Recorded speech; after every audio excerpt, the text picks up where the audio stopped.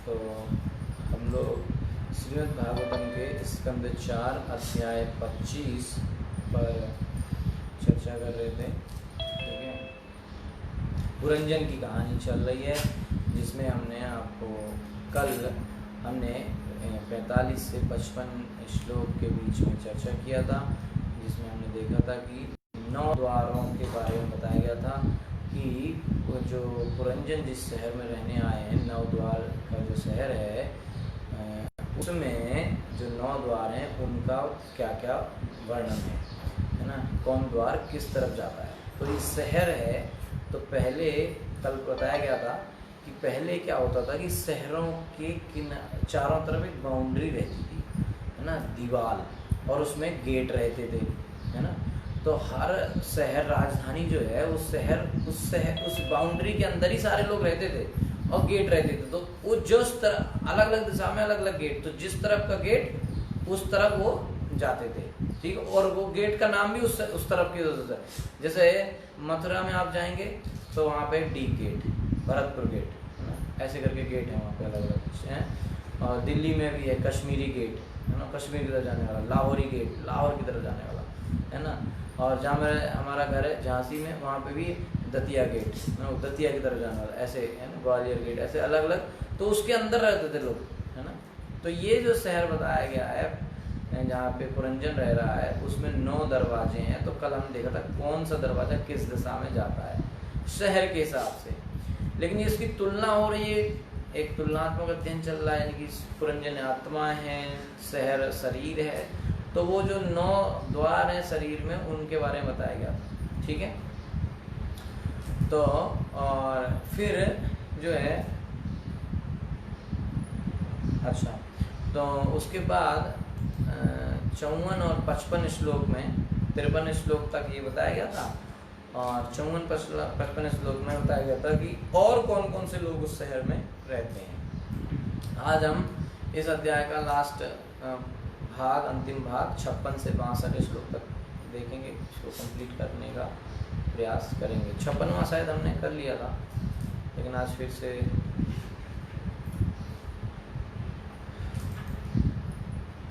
ठीक है, 56वां से हम कर लेते हैं आज फिर से। पुरंजन जो है किस तरह, आज का शीर्षक है 56 से 62। पुरंजन किस तरीके से अपनी पत्नी के जाल में पूरा फंसा हुआ था। ठीक है, तो पत्नी क्या है यहाँ पे, बुद्धि, है ना, और पुरंजन जो है वो आत्मा है। तो यहाँ पे ऐसा नहीं समझना चाहिए कि आदमी लोग बस अपने आप सुनने लगे कि पत्नी के बारे में कहानी है, ऐसा नहीं है। यहाँ पे कोई लड़का लड़की की बात नहीं चल रही है, यहाँ पे हर व्यक्ति की बात चल रही है, चाहे वो लड़का हो चाहे वो लड़की हो, क्योंकि आत्मा तो सभी हैं। कहीं को आदमी सोचने लग रही है तो हमारे लिए नहीं है, तो लड़के के बारे में नहीं नहीं नहीं। पुरंजन माने हर आत्मा जो एक शरीर में रहती है, यानी कि हम, आप, हर व्यक्ति। फिर वो शरीर औरत का हो सकता है, आदमी का हो सकता है, वो अलग बात है। तो शरीर में रहने वाले की बात हो रही है, और स्त्री, उसकी पत्नी से मतलब है उस आत्मा उस शरीर में रहता है, और पत्नी मतलब बुद्धि जो उसको दूषित कर रही है। ठीक है, तो आत्मा और बुद्धि। ठीक है, तो 56वें श्लोक में बताया जा रहा है कि पुरंजन अपनी पत्नी की सारी इच्छाओं को पूरा करता था। तो यानी कि जो आत्मा है वो उस दूषित बुद्धि से पूरी तरह से कंट्रोल है, और बुद्धि उसको जो बोलती है वो करता है। एवं कर्मसु संसक्तः कामात् न वंचितो बुधा महिषी यद् दीहेत तत्देवान् वर्तते, तत्देवान् वर्तत। एवं इस प्रकार कर्मसु, कर्मों में संसक्ता, अत्यंत आसक्त, काम आत्मा, कामी, वंचिता, ठगा गया, बुधा, अल्पज्ञानी, महिषी, पटवानी, यत् यत् जो जो इहेत, चाहे तत्त वही वही, एव निश्चय अन्वर्तत, पालन करता था। इस प्रकार विभिन्न प्रकार के मानसिक उहापोह तथा सकाम कर्मों में फंसा रहकर राजा पुरंजन पूर्ण रूप से भौतिक बुद्धि के वश में हो गया और ठगा गया। वह दरअसल ही अपनी रानी की समस्त इच्छाओं को पूरा किया करता था। जब जीव इतना मोहग्रस्त हो जाता है कि वह अपनी पत्नी या भौतिक बुद्धि के वशीभूत हो जाता है, तो उसे अपनी तथाकथित पत्नी की बुद्धि की तुष्टि करनी पड़ती है और उसी के आदेशानुसार काम करना पड़ता है। जब आदमी अपनी भौतिक बुद्धि से पूरा कंट्रोल होता है तो फिर उसे उसी के हिसाब से काम करना पड़ता है। विभिन्न शास्त्रों का उपदेश है कि भौतिक सुविधा के लिए मनुष्य को चाहिए कि आभूषण प्रदान करके तथा उसके समस्त आदेशों का पालन करते हुए अपनी पत्नी को सदैव प्रसन्न रखे। बहुत सारे लोग बोलते हैं कि पत्नी को पति की सेवा करनी चाहिए, पत्नी पति को परमेश्वर माने, भगवान जैसे पूजा करे। अच्छी बात है। तो वो सब लोग बहुत सारे शास्त्र में श्लोक पकड़ के बोलते हैं कि देखो तुम्हारे लिए बस पति की सेवा करना जरूरी है। तो उनके लिए यहाँ पे लिखा गया है कि ऐसे पति का भी कुछ कर्तव्य होगा कि नहीं। तो यहाँ पे लिखा गया है कि कई शास्त्रों का उपदेश है। ये क्या उपदेश है कि मनुष्य को चाहिए कि अपनी पत्नी को अच्छे अच्छे से आभूषण दे और उसकी सारी बातों को माने, समस्त आदेशों का पालन करते हुए अपनी पत्नी की सारी बातों को मानते हुए उसको पत्नी को हमेशा प्रसन्न रखे। अगर वो ऐसा करता है तो उसका जीवन सुखमय रहेगा। इस प्रकार पारिवारिक जीवन में किसी तरह की परेशानी नहीं होगी। अतः अपने सामाजिक हित के लिए मनुष्य को चाहिए कि अपनी पत्नी को प्रसन्न रखे। अगर वो जीवन में खुद प्रसन्न रहना चाहता है तो पहले पत्नी को प्रसन्न रखे। इस प्रकार जब वह अपनी पत्नी का दास बन जाता है तो उसे पत्नी के इच्छानुसार काम करना होता है। ठीक है। इस प्रकार वह अधिकाधिक और फंसता चला जाता है। बंगाल में कहावत है कि जो अपनी पत्नी का आज्ञाकारी दास बन जाता है वो अपनी ख्याति खो देता है। किंतु कठिनाई तो यह है कि जब तक पत्नी का दास न बना जाए तब तक पारिवारिक जीवन अस्त व्यस्त रहता है। अगर पत्नी की बात मान के व्यक्ति नहीं चलेगा तो जिंदगी भर उसके परिवार में खलबली मची रहेगी। ठीक है।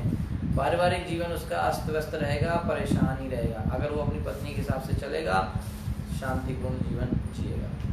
पाश्चात्य देशों में इसी उपद्रव के कारण, ये सब लफड़े झगड़े के कारण विदेशों में, पश्चिमी देशों में तलाक का जो है कानून वहाँ पे रहता है।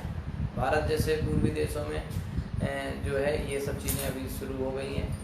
अब भारत में तलाक का नया कानून चालू हो जाने से उस उपद्रव की पुष्टि हो। भारत में भी तलाक का कानून भी बन रहे हैं अब तो। इसलिए इसका मतलब है ये परिवार के झगड़े भारत में बहुत अच्छे से हो रहे हैं।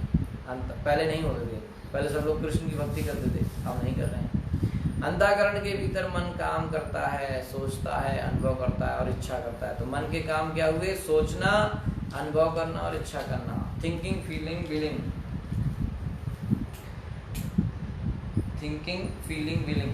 ठीक है। ये भगवान के, ये मन के 3 काम हैं। और अपनी पत्नी के वश में होने का अर्थ है भौतिक बुद्धि के वश में होना। ठीक है। इस प्रकार यहाँ पे क्या मतलब कह रहे हैं कि पुरंजन अपनी पत्नी के वश में था। इसका मतलब है कि आत्मा अपनी बुद्धि के वश में रहती है। तो हर व्यक्ति आत्मा है, चाहे वो आदमी के शरीर में हो चाहे वो औरत के शरीर में हो। है क्या? वो आत्मा। और वो आत्मा अपनी बुद्धि के कंट्रोल में रहता है ना। तो ये यहाँ पे समझने की बात है। तो हमें अपनी बुद्धि की कंट्रोल में नहीं रहना है, शास्त्र के नियमों के हिसाब से चलना है। इस प्रकार मनुष्य अपनी पत्नी से संतान उत्पन्न करता है और मानसिक आडंबर के वश में आकर अनेक कामों में फंस जाता है। ठीक है।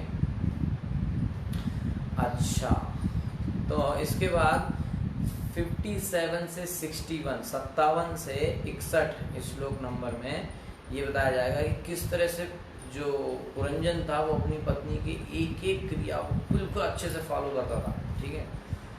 क्वचित पिबंतयाम पिबती मदिराम मद विह्वला अशन्नन्त्याम क्वचिद स्नाति जगत जक्षत्याम सह जक्षिति क्वचित गायति गायन्त्याम रुदत्याम रुदति क्वचित संत्याम हसति जल्पन्त्यामनु जल्पति क्वचित धावति धावन्त्या तिष्ठत्यामनु तिष्ठति अनुशेते श्यानायाम अन्वास्ते क्वचित असति क्वचित शृणोति शृण्वन्त्याम पश्यन्त्यामनु पश्यति क्वचित जिघ्रति जिघ्रन्त्याम स्पृशन्त्याम स्पृशति क्वचित शोचति जायामनु शोचति दीनवत अनुहृष्यति हृष्यन्त्याम मुदितामनु मोदते। है ना। तो यहाँ पे 62 में इस श्लोक तक 61 और यहाँ तक कि 62 में श्लोक तक 61 तक बताया कि वो हर चीज जो पत्नी करती थी वही वो करता था। मतलब जो बुद्धि हमारी कहती है वही तो हम लोग करते हैं। तो हम बुद्धि के दास हैं। तो यहाँ ये समझने वाला, कई लोग ये समझने वाला पॉइंट है कि हम कैसे बुद्धि के दास हैं। है ना। तो यह उदाहरण इसको समझाने के लिए बताया जा रहा है कि ऐसा पति जो हर चीज अपनी पत्नी के हिसाब से करता है वैसे ही हम हो गए हैं। क्योंकि हम वही चीज करते हैं, हमारी बुद्धि कहती है, दूषित बुद्धि है। तो बुद्धि हमको फंसा रही, कृष्ण से हमको दूर ले जा रही है, ठीक है। इसलिए हमको सतर्क रहना चाहिए, है ना। तो जैसे एक पालतू जानवर होता है ना, ऐसे वो पति था,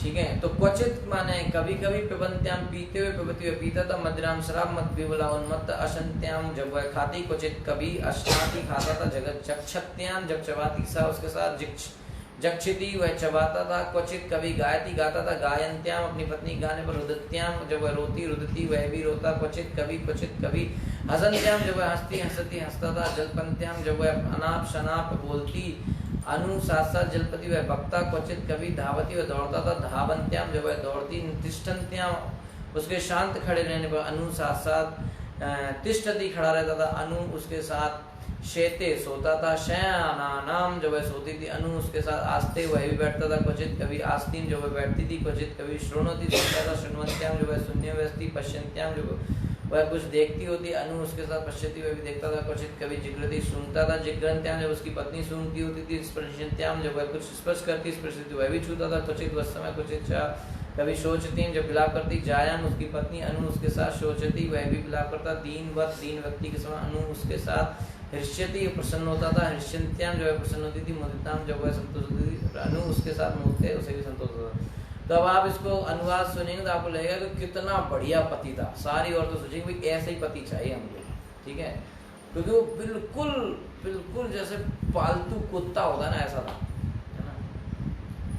अब ध्यान से सुनिए क्या क्या करता था वो। जब रानी मद्यपान शराब पीती थी तो राजा पुरंजन भी मदिरा पीने में व्यस्त रहता था, तो भी शराब पीता था। जब रानी भोजन करती थी तो वह भी उसके साथ साथ खाता था। और इतने से काम नहीं समझ में आ रहा, बिल्कुल डिटेल में भागवत बता रहे कि खाना खाती थी तो वो भी खाता था, तो नॉर्मल बात है। लेकिन जब वो चबाती थी तो ये चबाता था। अगर मान लो उसने खाना रख लिया नहीं चबाया तो भी नहीं चबाएगा। और जब रानी गाती थी तो राजा भी गाता था। इस प्रकार जब रानी रोती थी तो वो भी रोता था। और जब रानी हंसती थी तो वो भी हंसता था। जब रानी अनाप शनाप बोलती थी तो वह भी उसी तरह बोला करता था। जब रानी चलती थी तो उसके पीछे चलता था। जब रानी शांत भाव से खड़ी होती थी तो वो भी खड़ा रह जाता था। जब रानी बिस्तर पर लेटती थी तो वो भी लेट जाता था। जब रानी बैठती थी तो वह भी बैठ जाता था। जब रानी कुछ सुनती थी तो वो भी वही सुनता था। और सुनो, इतना बढ़िया आदमी है। जब रानी कोई वस्तु देखती थी तो वो भी उसी को देखता था, ठीक। और जब रानी कुछ सूंघती थी तो राजा भी उसी को सूंघता था। अब सोचो आप, जब रानी कुछ छूती तो राजा भी उसे छूता था। मतलब टच भी वही चीज करेगा जो पत्नी करेगी। और जब उसकी प्रिया रानी शोक मग्न होती थी तो राजा भी शोक में उसका साथ देता था। इस तरह रानी को जब सुख मिलता उसका भोग राजा भी करता। और जब रानी संतुष्ट हो जाती तो राजा भी तुष्टि का अनुभव करता था। तात्पर्य, मन ही वह स्थान है जहाँ आत्मा स्थित है। अब जिस तुलना को समझना बहुत जरूरी है। आत्मा और बुद्धि की यहाँ पे बात चल रही है, पति और पत्नी के रूप में। तो मन ही वह स्थान है ना। अब ऐसा नहीं समझ लीजिए कि सब पत्नी और पति के बारे में, हमारे बारे में नहीं। हर इंसान के बारे में बात चल रही है। जो आत्मा एक शरीर में रहती है और उस आत्मा के बारे में बात चल रही है। तो मन ही वह स्थान है जहाँ आत्मा स्थित है और मन बुद्धि के द्वारा संचालित होता है।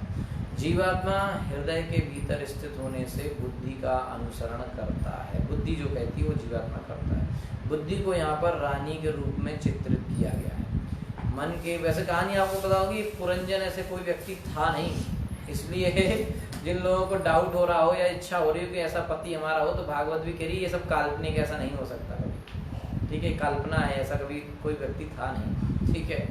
तो बुद्धि को यहाँ पर रानी के रूप में चित्रित किया गया है। और मन के वश में होकर आत्मा भौतिक बुद्धि की तरह भौतिक बुद्धि का उसी तरह अनुसरण करता है जिस प्रकार राजा अपनी पत्नी का कर रहा था। तो ये समझाने के लिए यहाँ बताया गया कैसे इंसान की बुद्धि, कैसे आत्मा बुद्धि को पूरी तरह से अनुसरण करती है, फॉलो करती है।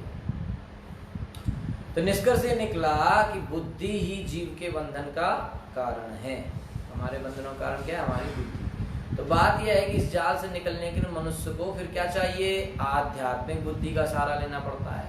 ये यहाँ पे समझने वाली बात है कि आध्यात्मिक बुद्धि, शास्त्र पढ़ेंगे, गुरु से दिशा निर्देश लेंगे तो आध्यात्मिक बुद्धि मिलेगी ना।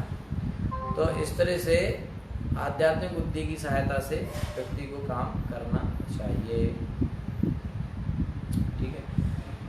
तो जनरली लोग भौतिक बुद्धि की वजह से काम करते हैं। भौतिक बुद्धि वही सलाह देती है जिससे इंद्रिय भोग की तरफ व्यक्ति बढ़ता है, ठीक है।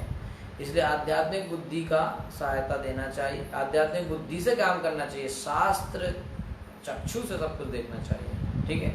तो महाराज अम्बरीश के जीवन में प्रभुपाद जी उदाहरण ले आ रहे हैं महाराज अम्बरीश का। महाराज अम्बरीश के जीवन में हम ये देखते हैं कि उन्होंने अपना मन पहले श्री कृष्ण के चरण कमलों में लगाया।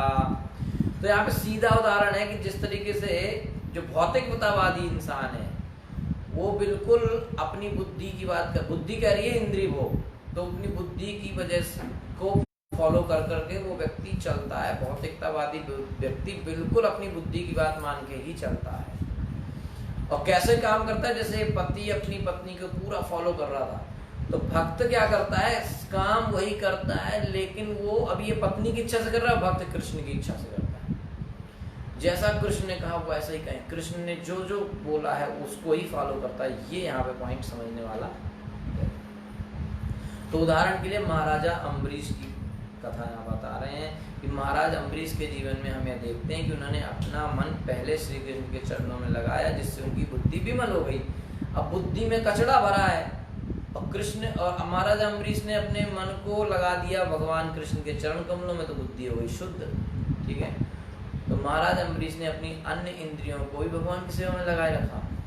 तो अब जैसे यहाँ पे ना वो आदमी औरत देखती थी तो वो देखता था, जो सारी इंद्रियां उसकी सेवा में लगाई थी। यहाँ पे महाराज अम्बरीश ने अपनी सारी इंद्रियां कृष्ण की सेवा में लगाई। तो वे अपनी आंखों से भगवान के जो सुंदर विग्रह हैं, भगवान का श्रृंगार है, भगवान का सुंदर रूप है, फूलों की सजावट है, वो सब देखने में अपनी आंखों का प्रयोग करते थे। कौन? महाराज अम्बरीश। अपनी ध्यान शक्ति यानी कि सूंघने की शक्ति को भगवान के चरण कमलों में जो फूल चढ़ाए गए हैं उनको सूंघने में प्रयोग करते थे, है ना भगवान। और अपने पाँवों को मंदिर तक जाने में प्रयोग करते थे। उनके हाथ मंदिरों की सफाई करने में लगे रहते थे और उनके कान श्री कृष्ण की कथा सुनने में लगे रहते थे। किसके? महाराज अम्बरीश की। महाराज अम्बरीश की की सेवा में लगी रहती थी। तो नविधा भक्ति, भक्ति की 9 विधाएं हैं, 9 विधियां ऐसे कह सकते हैं आप। श्रवण, कीर्तन, विष्णु स्मरण, पाद सेवन, अर्चना, वंदनम, दासम, साख्यम, आत्मनिवेदनम। तो जो 9 विधियां भक्ति की बताई गई हैं, 9 की 9 में महाराज अम्बरीश परफेक्ट थे, पूर्णता प्राप्त की हुई थी। वैसे और सारे भक्तों के नाम आते हैं कि किसी ने श्रवण करके, जैसे परीक्षित महाराज ने कीर्तन करके, सुखदेव गोस्वामी ने, ऐसे अलग भक्तों में अलग अलग नाम आते हैं, अलग अलग विधा में, जिन्होंने अपने आप को भगवान का पूर्णता प्राप्त करी, भगवान की भक्ति की। तो महाराज अम्बरीश ने 9 की 9 विधा में परफेक्ट थे। तो अपनी पूरी इंद्रियों को भगवान सेवा में लगाए रखते थे। तो उनकी जीव 2 काम करती थी, हमको ध्यान रखना चाहिए। हमारी जीव क्या क्या काम करती है और महाराज अम्बरीश की जीव 2 काम करती थी। पहला श्री कृष्ण का गुणगान और दूसरा श्री कृष्ण के श्री विग्रह पर जो भोग लगाया जाता है, उस भोग लगने का जो प्रसाद मिलता है, उस प्रसाद को जो है ग्रहण करने। तो जीव का 2 ही काम है, सेवन। एक्चुअली में जीव बहुत इंपॉर्टेंट चीज़ है हमारे बॉडी में। सेवन मुखो ही जीवगादव। अगर हमने इस जीव को कृष्ण की सेवा में लगा दिया, जीव होती इतनी सी है ना, जैसे लपलपाती रहती है, और यही जीव चाहे तो इंसान को जो है जमीन से राजा की पद तक पहुंचा सकती है, और वही जीव चाहे तो वहां से गिरा भी सकती है। जीव चाहे तो सम्मान दिलवा सकती है, जीव चाहे तो पिटाई भी दिलवा सकती है। तो जीव का प्रयोग बिल्कुल सोच समझ के करना चाहिए, नहीं बस हमेशा लपलपाती रहे और चलती रहे, है ना। कुछ ना कुछ जीव में, आजकल लोगों की जीव में ही कंट्रोल नहीं है। और प्रभुपाद जी कहते हैं कि जिसने जीव पे कंट्रोल कर लिया वो बहुत स्पीड में भगवान का भक्त बन सकता है। तो जीव के होते हैं 2 काम, एक बोलना और एक स्वाद लेना। तो बोलने के लिए तो हमारे पास 50 बातें हैं, आदमी पता नहीं क्या क्या बोलते रहता है। कोई गाना गाता रहता है, कोई फिल्म की बात करता रहता है, कोई बकवास करता रहता है। देखा नहीं आपने टीवी में, न्यूज़ चैनल पे कचर कचर लगाए रहते हैं, भिंडी बाजार। तो कुछ ना लोग करते रहते हैं जीव से। जीव, जबकि जीव का असली काम है कि कृष्ण की या तो जपा करो, माला करो, कीर्तन करो, कृष्ण कथा करो, है ना। और कृष्ण की कथा के अलावा जीव को कहीं लगाया तो फिर बस, फिर तो गए काम से, है ना। और सबसे ज़्यादा मज़ा आता है भौतिकतावादी इंसान को, सबसे ज़्यादा मज़ा आता है जब जीव को दूसरे व्यक्ति की बुराई करने में लगा जाए। ऐसे लगता है बिल्कुल अमृत में डूब गए हैं। हमें इतना आनंद आता है, अरे उसने सुना उसके यहाँ ऐसा हुआ, अरे सुना उसके ऐसे हुआ। ऐसे करते करते वो शहरों में पूरी किट्टी पार्टी में क्या होता है, यही तो होता है, किसकी बिल्ली कहाँ भागी, यही चर्चा करते रहते वो, ये होगा वो होगा, अपने से कोई मतलब नहीं है, पर उसने ये किया उसने ये किया। तो ये सब नहीं करना चाहिए, बल्कि हमको जितना ज़्यादा हो सके जीव को कृष्ण की सेवा में लगाना चाहिए। बोलकर तो कृष्ण का नाम जपा करें, कृष्ण का कीर्तन करें, कृष्ण का कथा करें, है ना, कहानी सुनाएं। तो ये बोलना। और तो क्योंकि जितना ज़्यादा कंट्रोल कर सकते हैं, शांत रहें, है ना, बोले ही नहीं। अगर वो कृष्ण के बारे में नहीं है तो मत बोलिए, सीधी बात, है ना। अगर बिल्कुल जैसे कोई व्यक्ति ऑफिस जाता है, जॉब करता है, तो उसको थोड़ा बहुत बोलना पड़ेगा, तो उसको लिमिटेड रूप में बोलना चाहिए। जैसे जब आप कोई सामान खरीदने जाते हो तो पैसा देने में कितना मोल भाव करते हो, बोले कितने का दिया, बोले 50 रुपये किलो, 40 का लगा ले भाई, है ना, 45 का लगा, मतलब कम से कम खर्च हो। तो जीव को भी वैसे ही कम से कम यूज करना चाहिए भौतिकतावादी कामों में, समझ आ रहा है। और जब हम जीव को कृष्ण की सेवा में लगाएं तो ज़्यादा से ज़्यादा लगाएं, है ना। इस तरीके से समझ लीजिए। तो ये उदाहरण हम इसलिए आपको बता रहे हैं कि सबको समझ में आएगा। जब आदमी बाजार जाता है तो बड़ा मोल भाव करता है, ऐसा मोल भाव करता है कि कम से कम पैसा निकले। तो जब अब कई लोग कहेंगे बाबू जी हमको तो ऑफिस जाना है, हम कैसे जीभ बंद कर लें, ऑफिस में तो हमको कई सारे काम करने पड़ते हैं, मीटिंग में बोलना पड़ता है, फ़ोन कॉल में बोलना। ठीक है, तो आप कैसे बोलो, ऐसे बोलो ना, बिल्कुल कम से कम जितना ज़रूरत है उतना ही बोलना पड़ेगा, है ना। इस तरीके से जीभ का उपयोग एक होता है बोलने में। तो कृष्ण से हटके जो चीज़ें होती है उसको कहते हैं कृष्ण ही तरह। तो जितना ज़्यादा हम जीव को कृष्ण से हटके कोई जो चीज़ है उसको बोलने में जितना ज़्यादा लगाएंगे, उतना ज़्यादा हम कृष्ण से दूर होते चले जाएंगे। कुछ लोग कहते हो हमको तो मज़ा नहीं आ रहा, भक्ति में कुछ हमको मिल नहीं रहा, भगवान हमको कुछ दे नहीं रहे, कैसे देंगे। 2 घंटे माला करते हैं और 22 घंटे और दूसरों की माला करते हैं, है ना। दूसरी चीज़ें गाएंगे, दूसरी चीज़ें बोलेंगे, न्यूज़ बोलेंगे, मूवी बोलेंगे, पता नहीं लड़ाई झगड़ा बोलेंगे। तो कृष्ण को यानी कि आप जब काम कर रहे हैं, आप गाड़ी चला रहे हैं, आप घर का काम कर रहे हैं, आप कुछ भी कर रहे हैं, आपका जबान तो खाली है ना भैया, तो उसको लपलपाते रहिए, हरे कृष्णा बोलते रहिए, है कि नहीं। जब आप गाड़ी चला रहे हो तो जवान थोड़ी गाड़ी चला रही है, उसको हरे कृष्ण में लगाओ, है ना। तो इस तरह से जीव का उपयोग होना चाहिए किस चीज़ में, कृष्ण के कीर्तन में, कृष्ण के नाम के जप में, कृष्ण की कथा में। एक अब थोड़ा आपको ब्रेक चाहिए तो कृष्ण तो जीव का दूसरा उपयोग है, वो क्या है, कृष्ण का प्रसाद लेना। मतलब प्रभुपाद जी ने बिल्कुल सिंपल कहा, श्री रूप गोस्वामी पाद ने भी बिल्कुल सिंपल बताया कि जिसने अपनी जीव को कृष्ण की सेवा में लगा लिया वो व्यक्ति बहुत स्पीड में कृष्ण को प्रसन्न कर सकता है, बिल्कुल फास्ट। तो एक चीज है जीव का काम श्री कृष्ण का गुणगान, और दूसरा कृष्ण का प्रसाद लेना। तो ये तो अच्छी बात है, प्रसाद बढ़िया वैरायटी का प्रसाद होता है, आराम से पाइए, क्या दिक्कत है। लेकिन दिक्कत ये है कि बुद्धि हमको नहीं माना, बुद्धि हमको अलाउ नहीं करती है। बुद्धि कहती है कि जो कृष्ण का प्रसाद नहीं है वही खाओ, है ना। तो क्योंकि कृष्ण से दूर जाना है तो वो खाना है जो कृष्ण का प्रसाद नहीं है। कृष्ण का प्रसाद नहीं है उसको खाने का मतलब है कि हम ये कह रहे हैं कि यार हम भी, कृष्ण क्यों पहले खाएगा, पहले मैं खाऊंगा, मैं कृष्ण से बड़ा हूँ। तो भोग लगाने का मतलब ये नहीं होता कि बस उसमें सब मिला दिया और बोले तो भोग लग गया। बोले तो सुबह भोग लगाया था प्रभु जी, अभी क्या करें, अभी उसमें मिला देते हैं, ठीक है। कुछ लोगों को लगता है ये वो जादू की छड़ी जैसा, कुछ लोगों को लगता है प्रसाद माने वो ये प्रसाद है, इसको सब में टच कराते जाओ, सब प्रसाद बनता जा रहा है, ऐसे करते कई लोग, ये गलत है। प्रसाद का मतलब है कि हम देना सीखें, और हमारा मत कहने यहाँ पे बात ये है कि कृष्ण ने सब कुछ दिया है, तो पहले हम कृष्ण को पूछे। जैसे कभी कभी अगर किसी का जैसे फादर घर में आए तो वो स्वीट लेके आए, और वो बच्चों को देते हैं आप खाओ। तो बच्चे क्या करते हैं, उस स्वीट को खोल के पहले फादर को, पहले आप खाओ, मम्मी पहले आपको, पापा पहले आपको, तभी मैं खाऊंगा। तो पेरेंट्स लाते किसके लिए, बच्चों के लिए। लेकिन जब बच्चे अगर खा भी लेंगे तो उनको अच्छा ही लगेगा, बच्चों के लिए लाए थे, उन्होंने खा लिया, बहुत अच्छी बात है।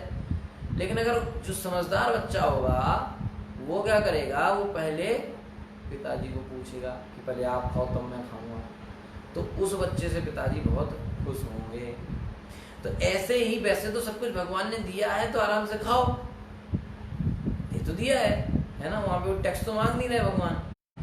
लेकिन जो समझदार हैं वो कहते हैं भगवान पहले आप खाओ, है ना, तो पहले भगवान को भोग लगाते हैं। ये है कॉन्सेप्ट। तो पहले भगवान खिलाते हैं फिर वो प्रसाद पाते हैं, ये प्रसाद है कॉन्सेप्ट। ये नहीं कि बस एक चीज लगा ली। और कुछ लोग कहते हैं बस भोग लगाना है, ये लिया प्लेट ऐसे रख दिया, अब बस 2 मिनट बाद गए उठा लाए। तुमको कोई ऐसे खिलाएगा तो कैसे लगेगा, बोले बढ़िया पराठे वराठे सब्जी वब्जी अचार बढ़िया सब गरम गरम ऐसे लाया, ले वही खाओ। आपने हाँ बस बहुत बढ़िया गर्मा गर्म ऐसे उठाया, वो हो गया चलो चलो चलो लेके चलेगा, तो आप कैसे लगेगा। तो आप सोचो कि कृष्ण को 15-16 साल का लड़का है तो कितना टाइम उसको लगेगा खाना खाने में, बताइए। तो उतने समय कम से कम उसको बिठाओ, आप खिलाओ प्रेम से, और उतना खाना रखो उसमें, समझ में आया। उतना मिलेगा प्रसाद में भी, फिर रह जाना। इसलिए हम खाएंगे 25 पराठे और भोग में लगाएंगे 2 पराठे। तो भगवान भी ऐसे ही हमारे साथ करने वाले हैं, है ना। इसलिए प्लेट में जब भोग लगाएं, जो अच्छे भक्त हैं, जो समझदार भक्त हैं, वो जानते हैं कि जब प्लेट में भोग लगाओ तो 15-16 साल का लड़का जितनी खाना खाएगा उतना रखना चाहिए उसमें, और उतनी देर रुकना चाहिए कम से कम। कोई कॉन्सेप्ट, कोई प्रैक्टिकलिटी भी तो देखिए। आप बोले वो गए उसको दिखाया खा लिए, कोई आपको ऐसे करे हे लो खा लो, क्या है वो, अच्छा वो देख ही नहीं पा रहा बेचारा क्या क्या आइटम उतनी देर में लेके भाग गए, है ना। तो ऐसा नहीं। आपको कई लोग, एक बार एक जगह मैंने बताया तो एक माता जी कहती हैं प्रभु जी हम लोगों को ऑफिस जाना रहता है तो हम जल्दी से भोग लगा लेते, तो इसमें ऑफिस जाना आपकी गलती, भगवान गलती है। अरे आपको ऑफिस जाना, आप जल्दी जग के पहले से बनाओ टाइम पे, भगवान है ना, नहीं उनको लगता है ऐसा ही है। तो प्रसाद का मतलब है कि आप भगवान से कह रहे हैं भगवान आपने सब कुछ दिया है, आप खाओ पहले फिर हम खाएंगे। जैसे मैंने बताया कि बच्चा कहता है ना पापा आप पहले खाओ फिर हम खाएंगे, है ना। तो फिर वो क्या करते हैं पिताजी, अरे बेटा बेटा बहुत अच्छा हमारा बच्चा समझदार है, ऐसे थोड़ा सा लेके देखो मैंने खा लिया अब आप लोग खा लो, ऐसे भगवान करते हैं। ठीक है, तो डरने की जरूरत नहीं कि हमने 6 पराठे रखे थे, एक कम लग रहा है आज, है ना। एक बार एक व्यक्ति कहता है उन्होंने भोग लगाया और वो कहता है अच्छा कितनी रोटी थी, बोले 4, एक भी खाई भगवान ने, 4 की 4 वापस आ गई, कहाँ खाते हैं। मैंने कहा जब भगवान खाते नहीं है तब तो लोग भोग नहीं लगा रहे, खाने लग गए तो कोई नहीं लगाएगा, डबल बनानी पड़ेगी, है ना। तो भगवान को भगवान आंख से खाते हैं, देख के खाते हैं। जब गिरिराज धरण की लीला हुई तो सारे लोगों ने खूब अन्नकूट किया, है ना। एक्चुअली में गोवर्धन पर्वत के चारों तरफ भोग रखा गया था, ठीक है, राइस दाल सब, दाल के तो कुएं जैसे बना दिए थे, इतना था खाना। और गोवर्धन के चारों तरफ बहुत सारे लोग रहते हैं गांव में, ठीक है, तो जो जिधर रहता है उधर ही उसने अन्नकूट किया, उधर ही उसने लगाया भोग। तो गोवर्धन के चारों तरफ इतना खाना रख गया कि ऐसे लग रहा था कि गोवर्धन के चारों तरफ एक और पर्वत है कोई, इतना खाना था। और जब भगवान गोवर्धन प्रकट हुए तो खाए गए और कहते थे और लाओ। तो जहां से बोलते थे और लाओ तो अन्योर बोलते थे, माने कि और लाओ, तो उस गांव का नाम ही हो गया अन्योर। अभी वो गांव है अन्योर नाम से। तो सब खाते जा रहे थे। पूड़ी की डलिया आती थी तो टप से खा लेते थे। तो सब लोग तो खिला रहे थे, लेकिन जो कृष्ण थे और उनके साथ साथ जो बच्चे थे सब फ्रेंड लोग, उनको थोड़ा टेंशन हो गया। बोले यार कन्हैया यार एक कैसा देवता है कि राक्षस है कोई। तो बोले यार क्यों, बोले यार तो सब खाए जा रहा है, इससे अच्छा तो इंद्र था, कम से कम प्रसाद मिलता था तो सब खाए गया, हम लोग को प्रसाद क्या मिला। भगवान बोले ऐसे मत बोल, शांत रहो।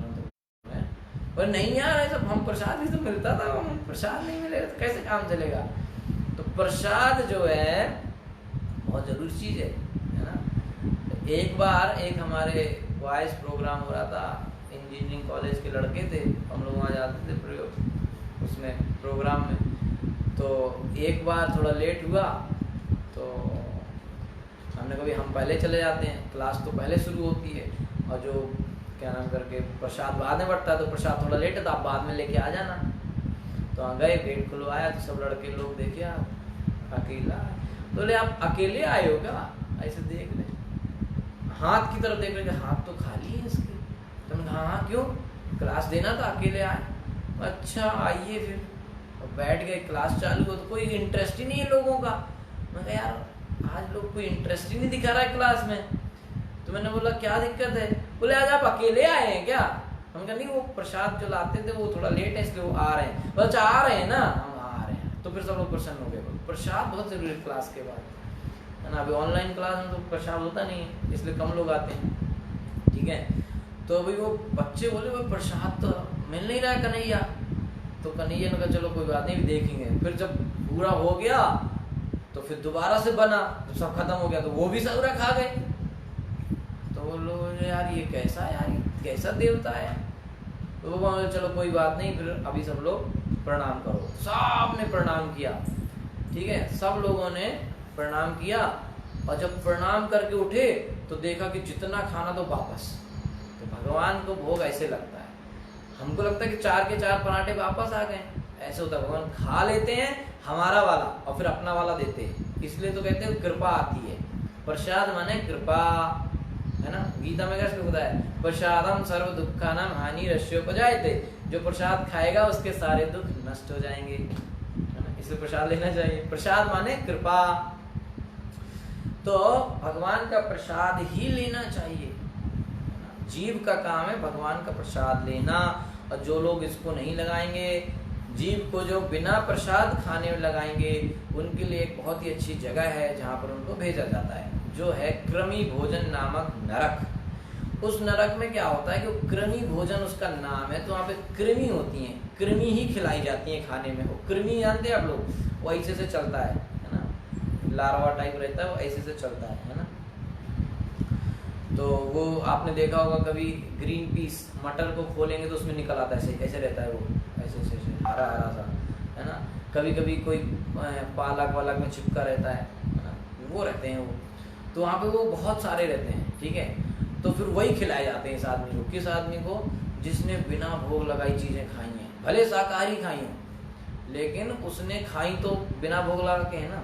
तो उसको वो सब चीज़, उस जगह का नाम ही कृमि भोजन। तो वहाँ पे जैसे जो कोई गया तो उसको देंगे बर्गर, तो 2 बर्गर ब्रेड के बीच में से कृमि सब फंसे रहेंगे, ऐसे ऐसे बाहर ऐसे मुंह निकाल के आपको इंतजार करेंगे, आप उसको खाओगे, ऐसे एक आध कृमि यहाँ से चिपक के ऐसे गिरेगा ड्रिपिंग करता हुआ, है ना।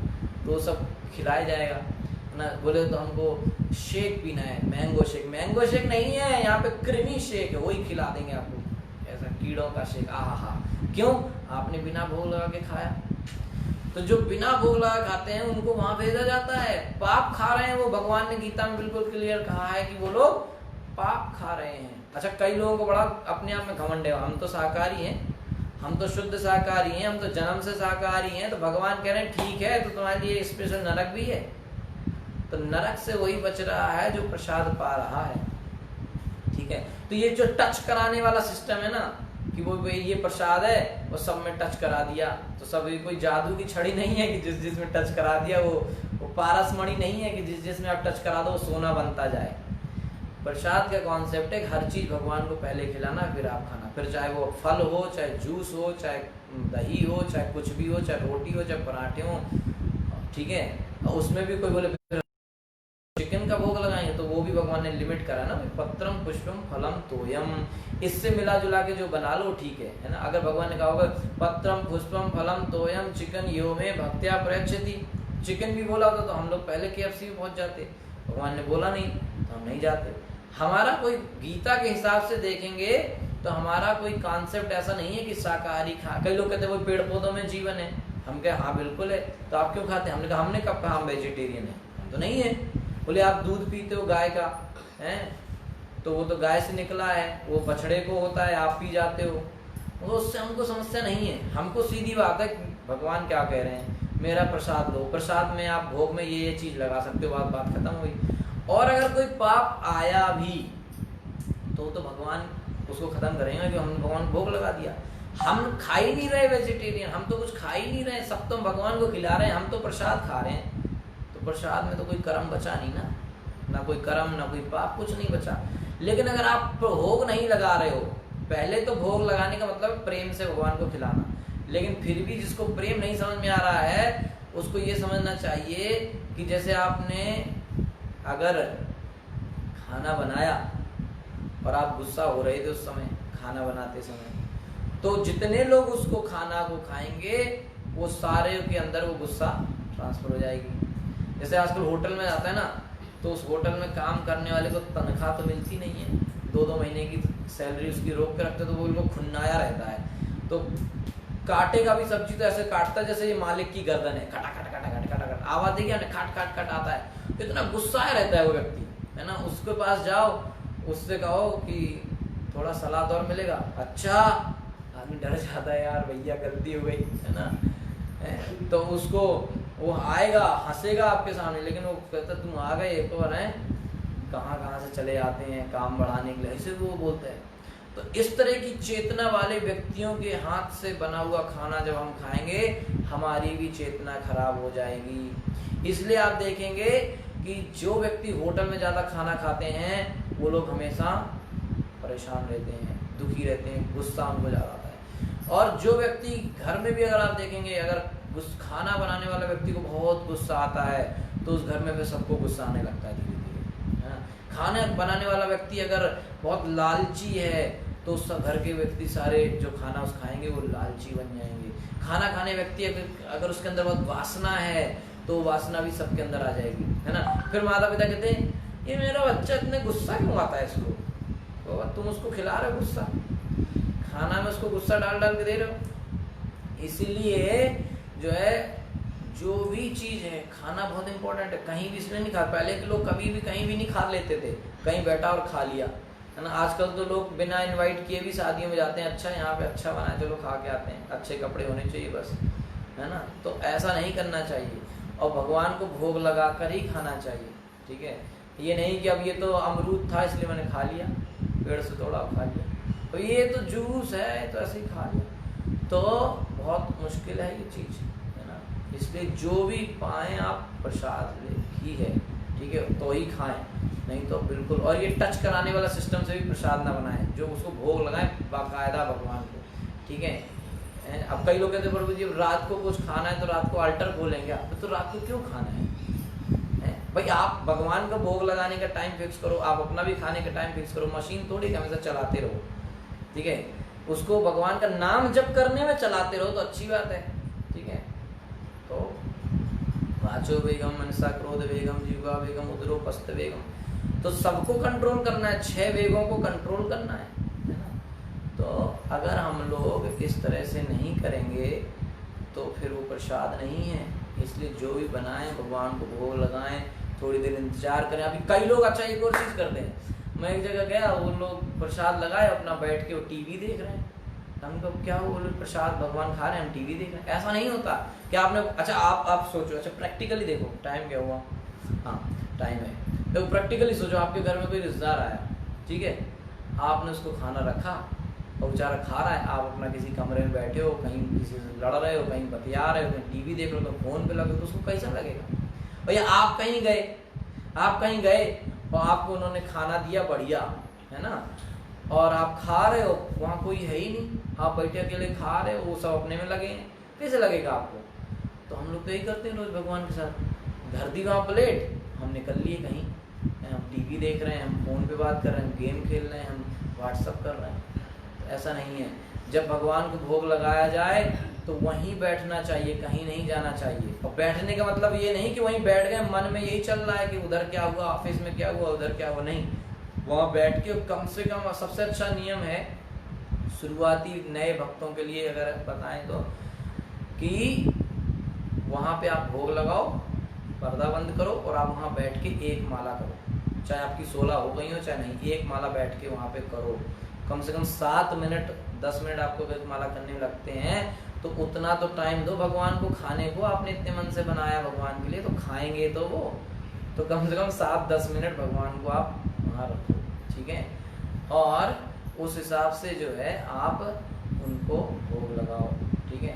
और उनको वहाँ बैठो और माला करो और प्रार्थना करो कि भगवान हमारे अंदर वो क्षमता नहीं है, थोड़ी गलतियाँ हुई पर आप उसको स्वीकार करें, यानी कि ले खा ले, यहाँ रख के आ गए, ऐसा नहीं, ठीक है। कई लोग इतने हर जल्दबाजी में रहते हैं कि भगवान को समझ में नहीं आता क्या क्या बना था आज, वो प्लेट लेके आ जाते हैं, वो हाथ लगाने वाले थे हमने उठा के ले आए, है ना।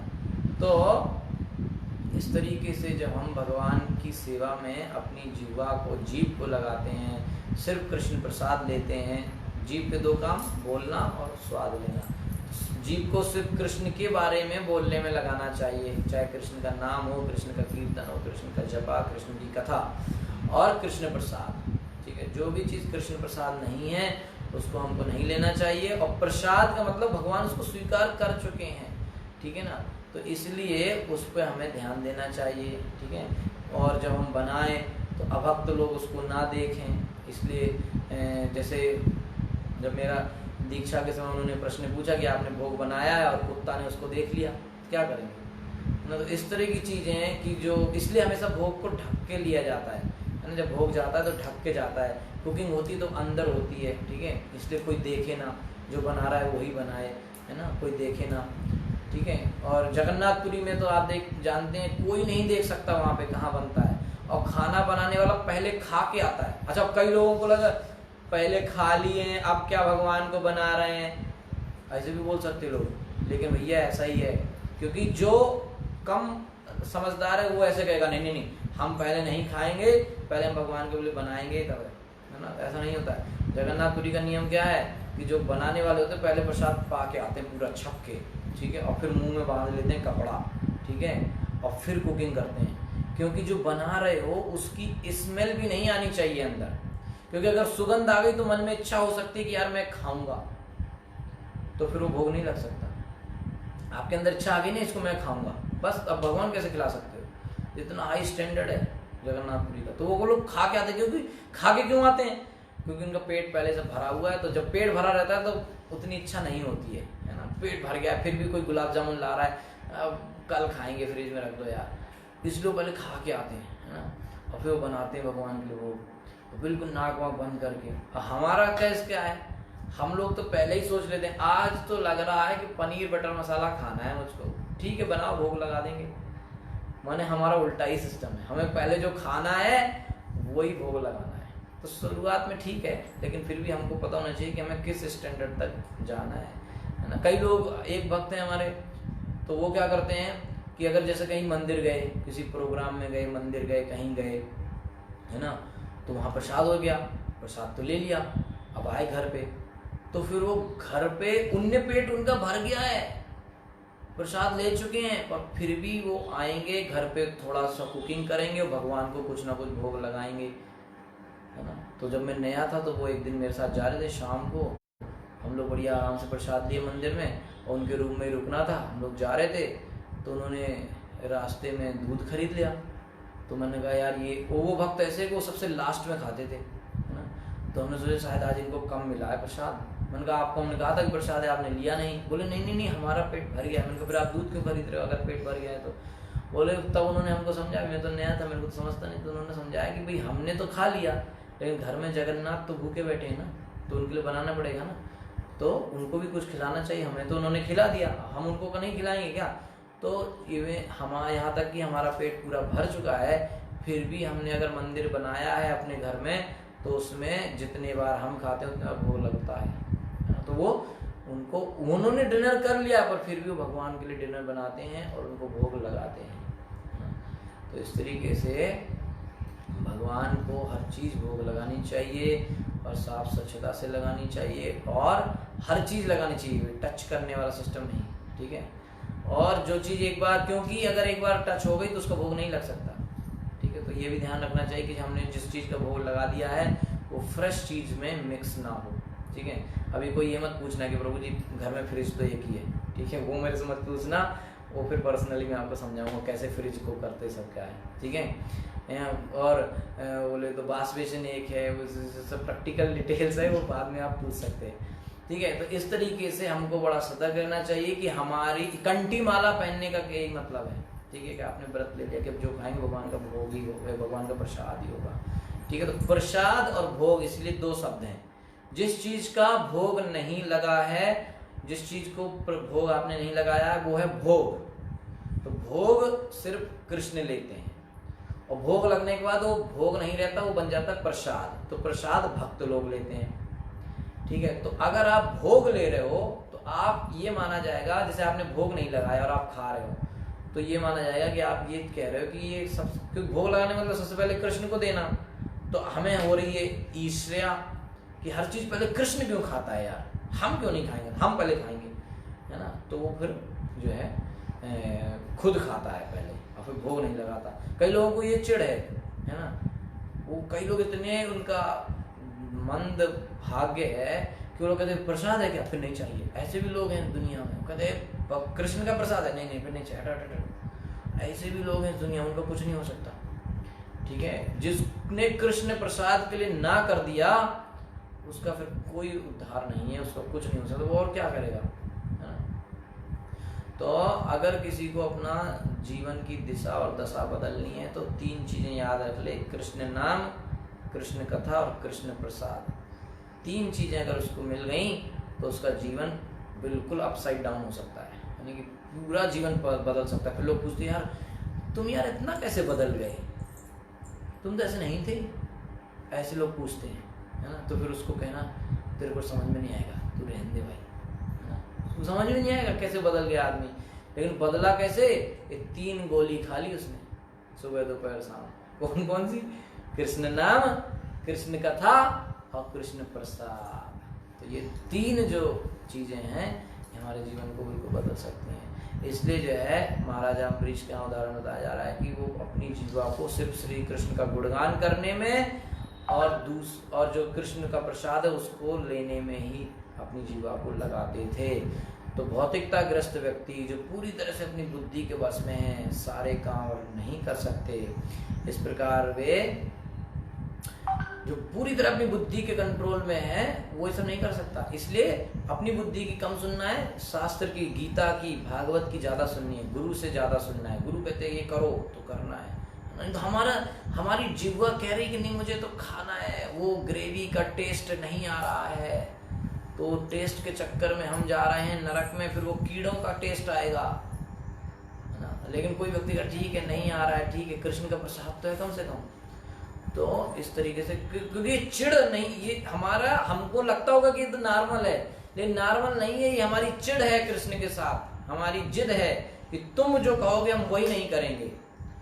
दुनिया में कितनी सारी चीजें भगवान ने दी खाने को, है ना, हजारों लाखों चीज भगवान ने दी खाने को, कितनी तरह की पत्तीदार सब्जियां, फल फूल, दूध, फिर उनको मिक्स कर करके पता नहीं क्या क्या आप बना सकते हो। दूध से ही आप कितने आइटम बना सकते हो, है ना। लेकिन भगवान ने 3-4 चीजें छोड़ी, अब आदमी उस पर ही अड़ गया है।